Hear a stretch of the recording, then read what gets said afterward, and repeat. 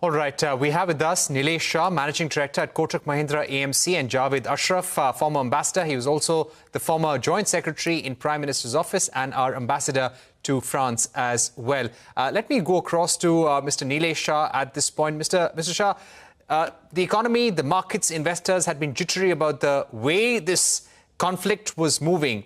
Now, considering that both sides have decided to stop military firing on both sides, and they will be discussing more details in the next few days, does this soothe the nerves of investors?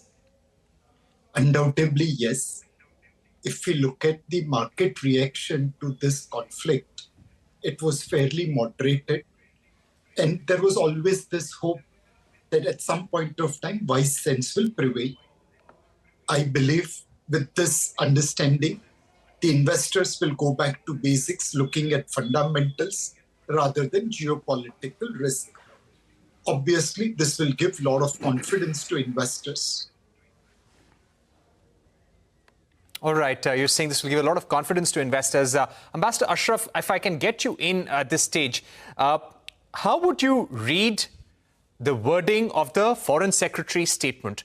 One thing that has struck us is that the Foreign Secretary did not use the word ceasefire. He used the word stoppage. Similarly, the armed forces in their press conference did not use the word ceasefire. They used the word stoppage of firing and military action.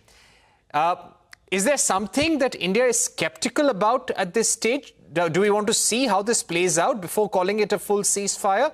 Or it's a ceasefire for all practical purposes? No, I think the ceasefire has a very specific connotation, and it is a reflection of a very broad set of understandings between two parties. I think what we are witnessing is a decision to stop using the military operations and military means that we have seen over the past 4 days. And this is a reflection of the fact that the immediate objective was, I guess, to have an end to this military action. But the larger problem hasn't been addressed, and which is that we will continue to speak over the next, the DGMOs. And remember, this is a conversation between a Director General of Military Operations on both sides. We have an established mechanism to do this on a regular basis, and sometimes even over small crises. So this is really an operational discussion that is going to take place between the two militaries. And what will be that nature of the discussion is going to evolve in the coming days. But this is really purely a bilateral issue between India and Pakistan. And remember, what we are saying is that we remain ready, we remain alert, we remain prepared, and that we will be responding swiftly and effectively if we see any further military action against us. It's important to bear in mind, because sometimes there are always confusion and we seem to forget. There was a terrorist attack in India on April 22nd. 2 weeks later, in line with the decision taken by the political leadership, by Prime Minister, we took a series of steps against 9 terrorist infrastructures without touching any civilian or military installations inside Pakistan. Pakistan chose to retaliate against civilian and military installations in India, therefore, in a sense, declaring war against us. And over the next 3 even nights, and we saw a pattern of escalation in Pakistan's military operations against India, which was a combination of 3 things. One is the conventional firing across the line of control and the international border. The second was, of course, the use of drones and missiles across the entire Western Front. And the third was the information warfare, which is actually quite an effective tool in terms of war. And what we have seen is that they were unable to penetrate this wall of air defense that we have. And in return for their attempts at the military attacks against us, we responded concomitantly in a measured and responsible manner, but extracted a heavy damage on their military assets and their military installations, some of which are actually very important for Pakistan's military overall. And you've heard some of them: Skardu, Sardoga, Jacobabad. And I think there was a choice that they had to make. The choice was whether they escalated further in the same domain or horizontally broaden it, or they reach a decision that it is best to perhaps reach out to India, seek a ceasefire, and we've of course calling it a military a stoppage of military action, which means we remain in a state of readiness and operationally available to do it, to respond quickly if we see anything like another attack, another military operation coming from Pakistan. So this is what we are at this point of time. There is nothing to do Right. with some of the other steps we have taken in response to the Pahalgam terror attack. Right.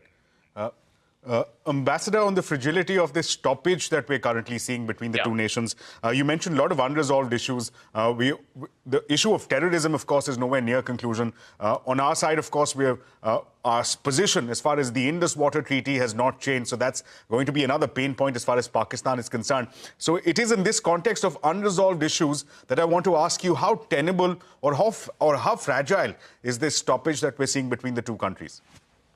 No, I think, again, as I said, that, you can still have perhaps some firing across the line of control and the international border. That is sometimes a fairly frequent occurrence, which is at sometimes low levels of intensity, but does take place. But I think at this point of time, you will see a stoppage of military actions, particularly with regards to use of drones and missiles that seek to target civilian and military installations inside India. And I think that is going to hold. If it does not, then as I said, that we will be prepared to respond, but I don't see any reason why it should not hold. And I wanted to make a comment on what Mr. Nilesh Shah said, and he was right about, when we thought of a response from our side to the Pahalgam attack, we were also conscious of the fact that we have to minimize the risk to the economy and, in a sense, insulate the economy from the consequences and the impact of the military action that was unfolding there. And therefore, we have right at every stage said that we achieved our objectives on May 7, and that we had no desire to escalate this further. But if there is a retaliation from Pakistan, then we will take corresponding measures, appropriate and measured in a responsible manner. Because I think the idea that we should, in a sense, achieve our objectives without in any way derailing the rate of growth of the economy and the general investor confidence, both Indian and foreign, that is an important objective. And it should always be an important objective when we enter into an operation of this nature. Right. Mr. Shah, just to get you in at this stage, this was an important time. We signed a trade deal with the United Kingdom at a time when we had tensions with Pakistan. This was just before Operation Sindoor was launched. At the same time, we will soon have a trade deal with the United States. How do you think India has acted? We acted with a lot of restraint, a lot of maturity.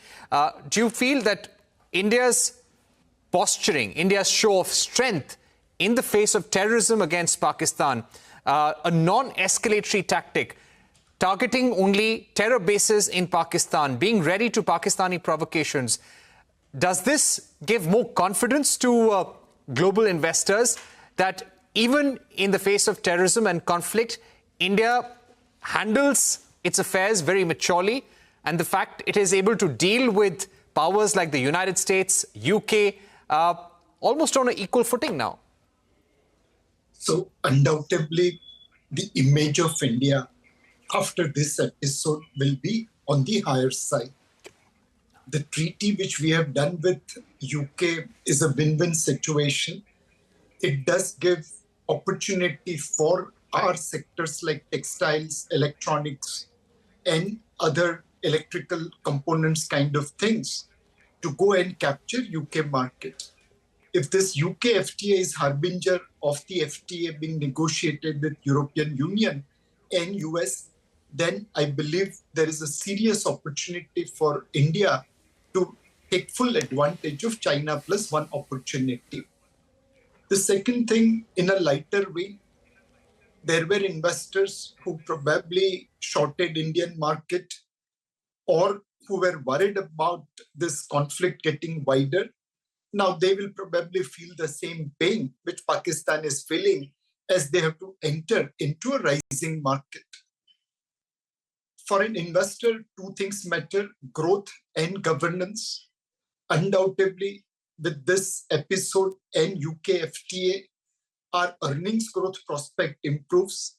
Governance also kind of gets re-rated thanks to the matured handling. So overall, I believe India is now taking a notch up on investors' radar. Right. Mr. Shah, let me come in on this conversation. When we're talking about shifting global value chains, you mentioned China plus one. Apple clearly seems to be doing that. We're shifting greater manufacturing facilities here in India. There is a very clear drive, even as far as the government is concerned, to host more manufacturing hubs. Now, this conflict, brief as it was, again, I was counting the number of hours, adds up to barely 90 hours. That's the duration of this conflict. Does it do anything to the conversations that you hear between investors when they're looking at making big manufacturing bets in India? So, Asmit, we are not actually talking to that large global corporate or MNC who may be putting up a base over here. Our talking is more with the companies which are already established over here and who are aiming to be part of supply chain. One clear benefit which I can see, a lot of Indian defense companies which participated in creating India's defense infrastructure now will get inquiries. We have seen exports of BrahMos missiles. I think now we will hear many such names as in the global defense market, Indian equipments, Indian products, after this successful demonstration, will get a lot of inquiries. The second thing, like for example, somewhere Green Revolution happened as we were put onto the back foot after 71 war, where food grains were not easily made available to India. This episode has probably taught us how important it is to be independent in technology. Our technology talent is not an issue, but the ecosystem which allows this talent to create products, probably we lack a little bit. This episode hopefully will allow us to push or become independent in R&D, in technology. If both these things to materializes, undoubtedly it will raise our standard on capturing China plus one opportunity. Right. On that note, we're going to take a short break, Mr. Shah and Ambassador Ashraf, but we will come back to you. There are lots of pieces to this puzzle. Of course, we've shown our strength. There is this question of Chinese defense exports as well and the kind of help that Pakistan may have got from Turkey and China in this exercise. We'll discuss that in a bit. Don't go anywhere. We'll be right back.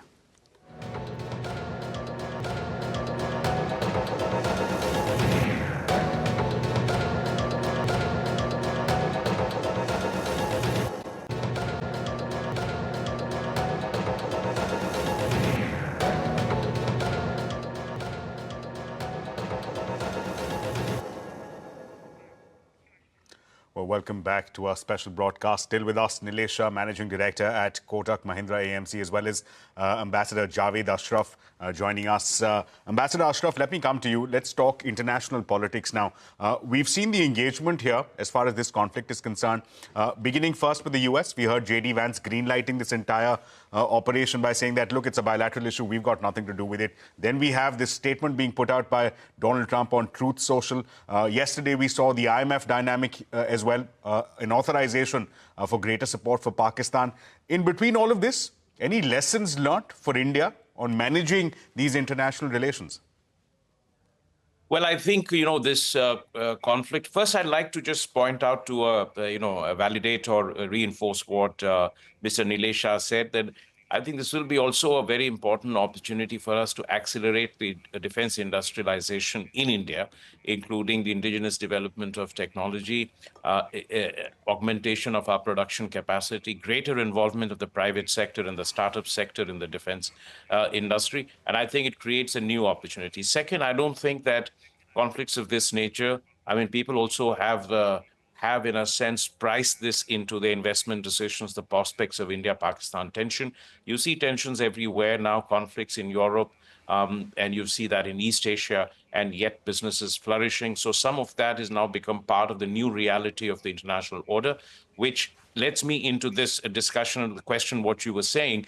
And that is this, that really this is wars or conflict took place at a time when the international community is preoccupied with a number of issues. You've seen the United States is in a state of massive internal restructuring and in a completely reordering its external engagement, both with allies and adversaries. You see China is preoccupied with some of its own internal challenges, as well as the region. Russia and Europe are involved in a conflict. And the entire international order, as we are accustomed to, is in a sense collapsing. United States is also less and less willing to play the role of the underwriter of the international system.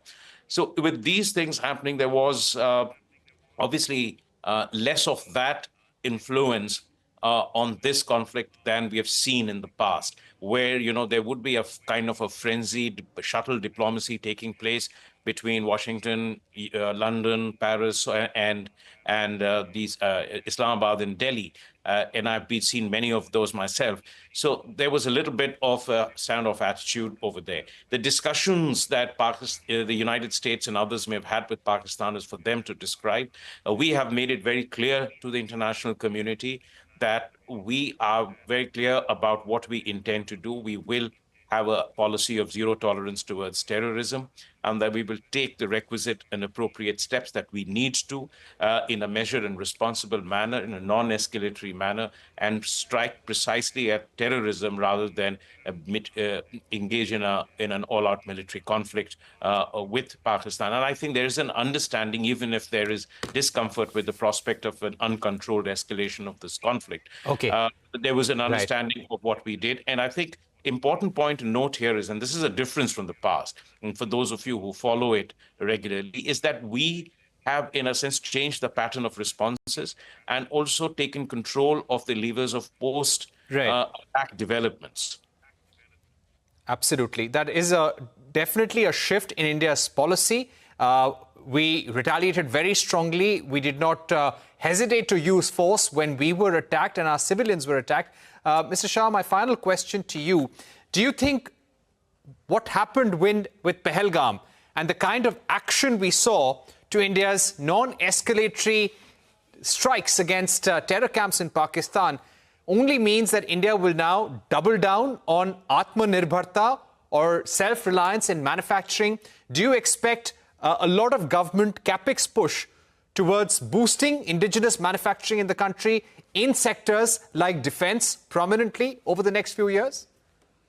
So, you know, there was a very famous movie dialogue of Spider-Man: with great power comes great responsibilities.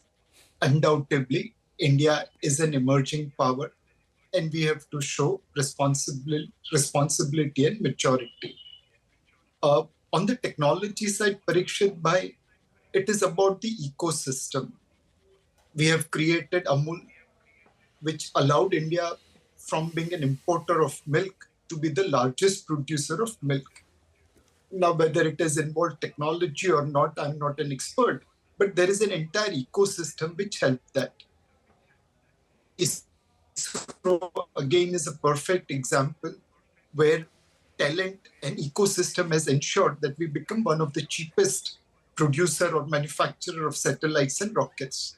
What we have done with Amul and ISRO, we need to replicate in many other sectors, create ecosystem which allows opportunity for Indian talents to create world-class beating product. All right, we've completed our time, but we'd really like to thank Nilesh Shah and Ambassador Ashraf for joining us. It was a pleasure speaking to you all, and we will wait and see how things on the ground proceed between India and Pakistan after a stoppage of firing and military action. With that, it's a wrap on this special broadcast. Thank you for watching. Goodbye.